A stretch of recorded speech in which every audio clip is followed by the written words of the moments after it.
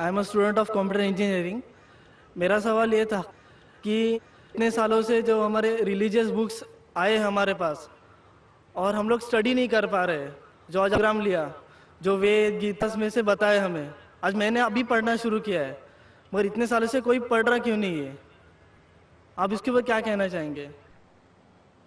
بھائی نے اچھا سوال کیا ہے کہ ہم غیر مسلم اپنی مذہبی کتاب پڑھتے ہی نہیں. میری تقریر سننے کے بعد بھائی صاحب نے شروع کیا پڑھنا. تو کیوں پڑھتے؟ کیونکہ اکثر دیگر مذاہب دھرم گرو وہ نہیں چاہتے کہ ان کے مذہب کے ماننے والے اپنی مذہبی کتاب پڑھے. کیوں؟ کیونکہ اگر آپ تو دیگر مذاہب کے دھرم گرو کی دکان کیسے چلیں؟ آپ سمجھے؟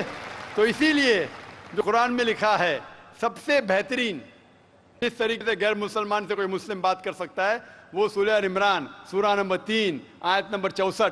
تعالوا الی کلمۃ سواء, آؤ ہم اس بات کی طرف جو آپ اور ہم میں یکساں ہے. اسی لیے میں جب تقریر کرتا ہوں یکسانیت کے بارے میں کرتا ہوں. میں اختلافی تقریر بھی کر سکتا ہوں لیکن اس سے کوئی فائدہ نہیں. میں چاہتا ہوں ہر طرف آئے.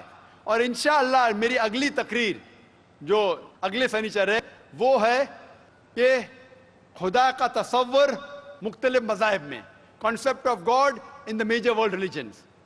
لوگ دھرم گرو یہ نہیں چاہتے کہ ان کے دھرم کے ماننے والے اپنے دھرم کی کتاب پڑھے. اسی لیے میں کہتا ہوں کہ ہندو لوگ جو میں نے لاسٹ ٹائم کہا تھا آزاد میدان میں جب لیکچر ہوا تھا 2001 میں تقریباً 7 سال پہلے, گورنمنٹ سے کہ گورنمنٹ سنسکرت پہ توجہ دینا چاہیے.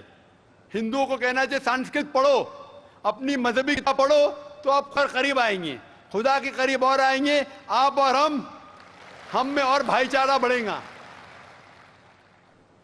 Hope this answer the question brother. Mic number 1